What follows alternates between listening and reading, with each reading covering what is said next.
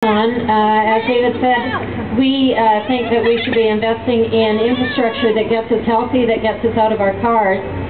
We believe that we should use our tax system to tax those things that we don't want and to take taxes off those things that we do want. So when I saw them take the tax off gas at the pump, I thought, this doesn't make any sense. And of course, putting tax on bikes makes even less sense.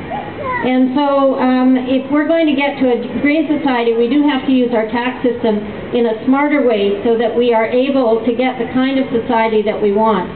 We also believe that there is a place for lobbying. We've also already seen that this government is willing to make exemptions to the HST, and so I'm hopeful that Lana's petition this afternoon and this rally and the work that all cyclists are doing to get tax off bikes will make a difference. I'm very hopeful that this government will try and listen to what it is that people want to say. And we also think that this provincial government has some ability to negotiate with the federal government, and that they should be removing the PST part of tax on bikes as well. Thank you very much. Thanks, sir.